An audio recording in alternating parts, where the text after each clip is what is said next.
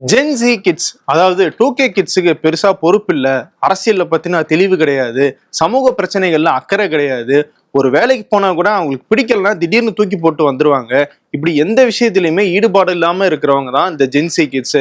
Social media தான் உலகம் அப்படின்னு வாழ்றாங்க இவங்க அப்படின்னு பொதுவாக வைக்கப்படுற அந்த கற்பிதங்கள்லாம் இருக்கு இல்லையா, இதெல்லாம் பொய் அப்படின்னு சொல்லிட்டு நேபாளை சேர்ந்த ஜென்சி இளைஞர்கள் நிரூபிச்சிருக்காங்க. அரசாங்கத்தை எதிர்த்து, ஊழலை எதிர்த்து அவங்க போராட்ட களத்துல குதிச்சிருக்காங்க. மிகப்பெரிய போராட்டமாக அது வெடிச்சிருக்கு. இப்ப வரைக்கும் 20 பேர் அதுல கொல்லப்பட்டிருக்காங்க. நேபாளில என்ன நடந்துகிட்டு இருக்கு அப்படிங்கிறத பத்தி தான் இந்த வீடியோல பார்க்க போறோம். இது டிகோட் பை வெங்கட்.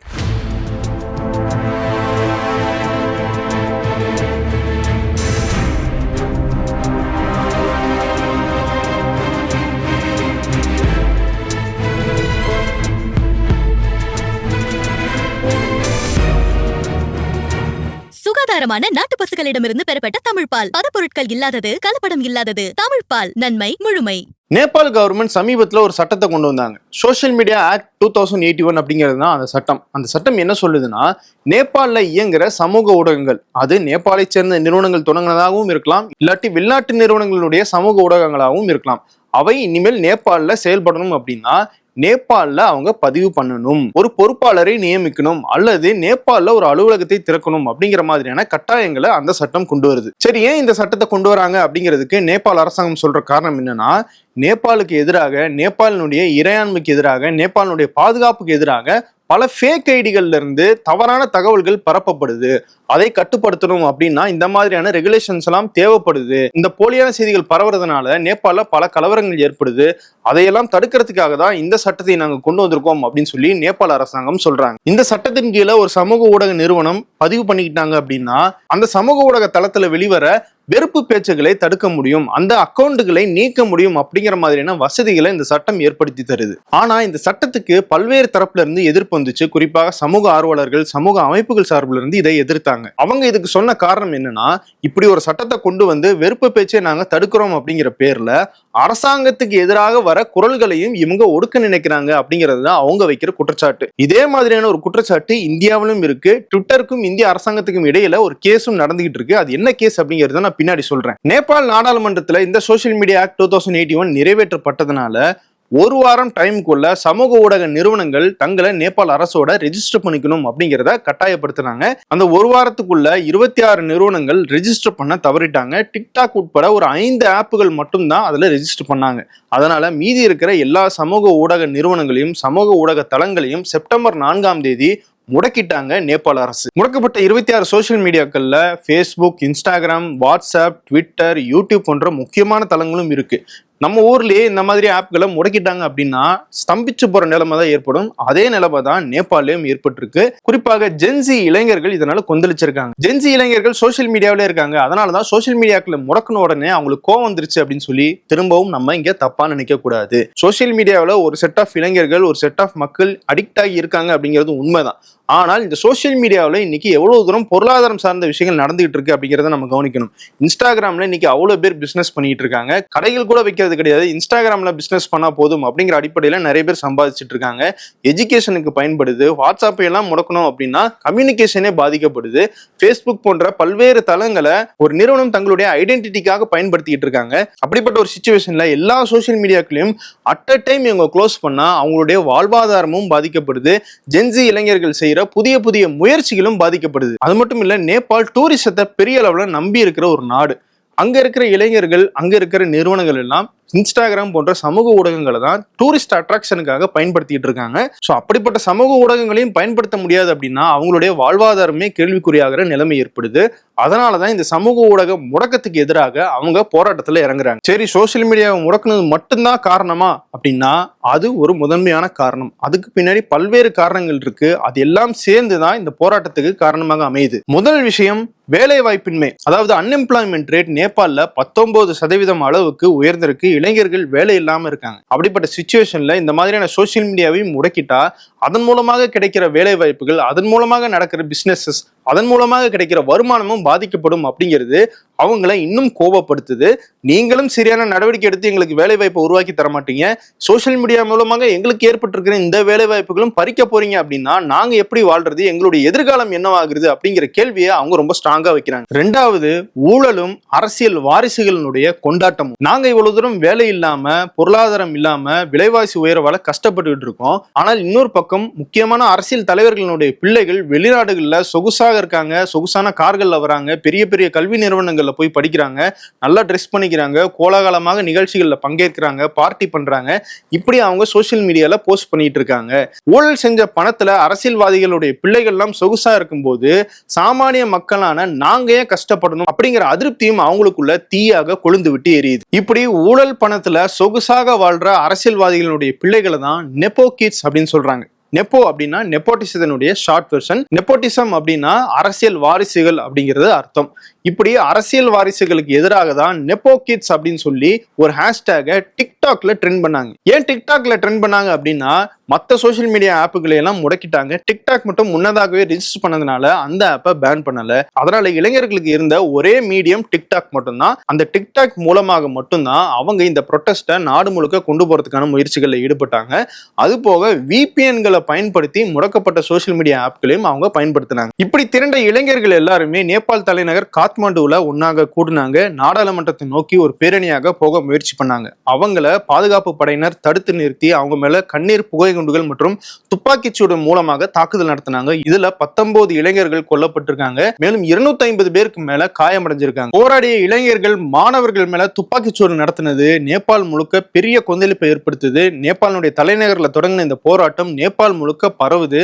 அங்கங்க மாணவர்கள் போராட்டத்துல ஈடுபட ஆரம்பிச்சாங்க. உடனடியாக மக்களுடைய இந்த கோபம், இளைஞர்களுடைய இந்த கோபத்தை கட்டுப்படுத்துறதுக்காக எல்லா அரசாங்கங்களும் சொல்ற அதே விஷயத்தை தான் நேபாள அரசாங்கமும் சொன்னாங்க. போராட்டம் அப்படிங்கிறது இளைஞர்கள் தொடங்கியிருந்தாலும் அதுல சமூக விரோதிகள் கலந்துட்டாங்க. வெளிநாட்டு சக்திகள் சிலர் இந்த போராட்டத்தை வன்முறையாக மாற்ற முயற்சி பண்ணாங்க. அதனாலதான் துப்பாக்கிச்சூடு நடத்தப்பட்டுச்சு. அப்படியான காரணங்களை எல்லாம் சொல்லி பார்த்தாங்க.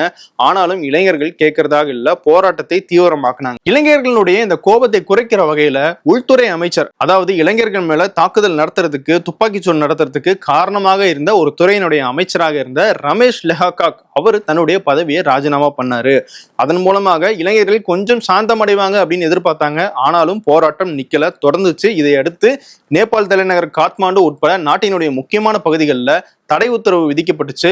இளைஞர்கள் வெளியே வந்து போராட்டத்துக்கான தடைகளை போலீஸும் பாதுகாப்பு படையினரும் விதிச்சாங்க. இருந்தாலும் பிரச்சனை ஓயறதாக தெரியல.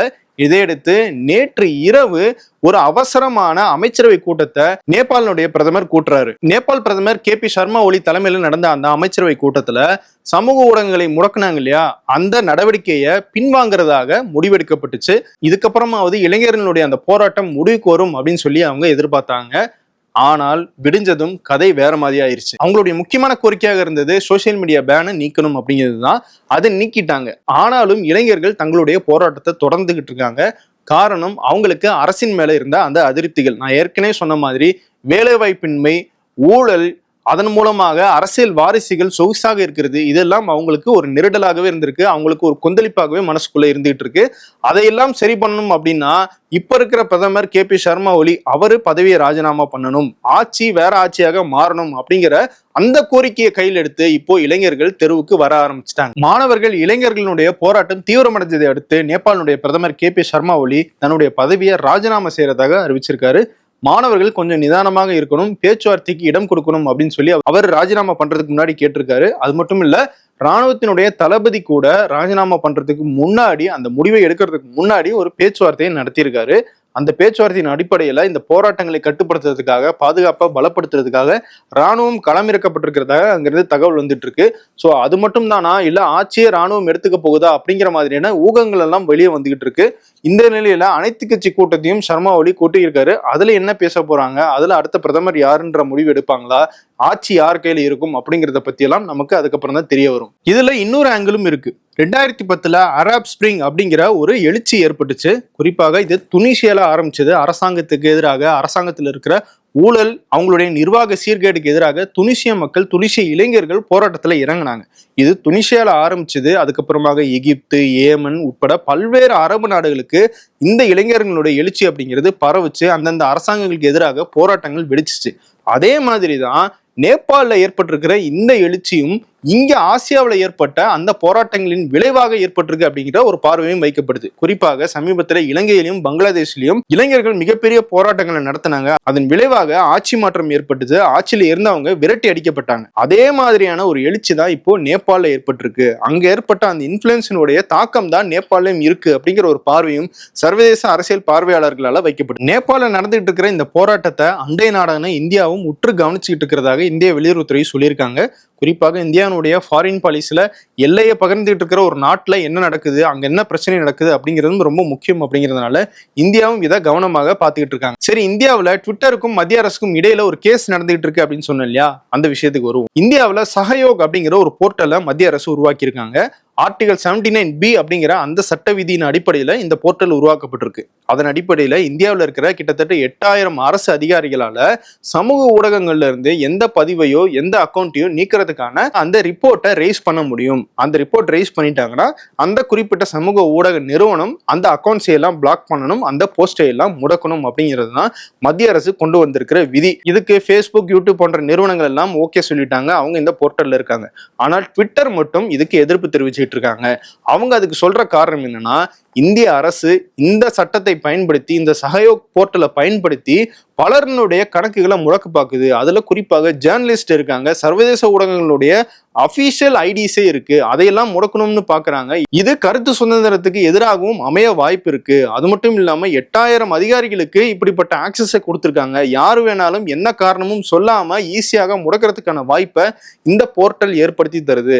அதை நாங்க அனுமதிக்க முடியாது. ஏற்கனவே சட்டத்தில் இருக்கிற ஆர்டிகல் 69A அது ஜுடிஷியல் ப்ராசஸின் அடிப்படையில தான் இந்த மாதிரியான அக்கௌண்ட்ஸை முடக்கிறதுக்கான வழிவகை செய்யுது. அதை மட்டும்தான் பின்பற்றணுமே தவிர இந்த ஆர்டிகல் 79B பயன்படுத்தணும் அப்படின்னா அது கருத்து சுதந்திரத்துக்கு எதிராக அமையும். அது மட்டும் இல்ல, இவங்க யாரை வேணா முடக்கணும், யாருடைய அக்கௌண்ட்டை வேணா பிளாக் பண்ணணும் அப்படின்னு சொல்றாங்க. அப்படி நாங்க எந்த நடவடிக்கையும் எடுக்கல, நாங்க கருத்து சுதந்திரத்துக்கும் எங்க பாலிசிக்கும் உட்பட்டு அந்த நடவடிக்கை எடுக்கல அப்படின்னா எங்க மேலேயும் அவங்க நடவடிக்கை எடுக்க வாய்ப்பு இருக்கு. இந்தியாவுக்கான எங்களுடைய ரெப்ரசன்டேட்டிவோ இல்ல ட்விட்டர் இந்தியாவுடைய எங்களுடைய தலைமை நிர்வாகியோ அவங்க அரெஸ்ட் பண்றதுக்கான வாய்ப்பையும் இந்த சஹயோக் போர்ட்டல்ல 79B சட்டத்தின் கீழே கொண்டு வந்திருக்காங்க.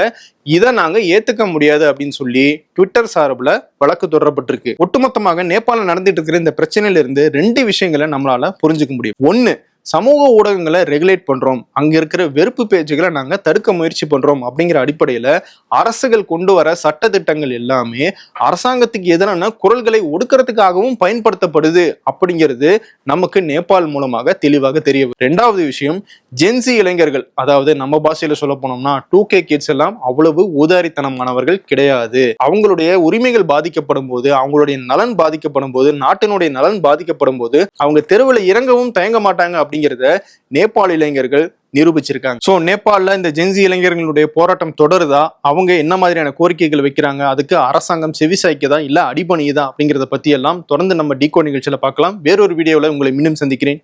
நன்றி. சுகாதாரமான நாட்டு பசுக்களிடமிருந்து பெறப்பட்ட தமிழ் பால், பதப்பொருட்கள் இல்லாதது, கலப்படம் இல்லாதது. தமிழ் பால், நன்மை முழுமை.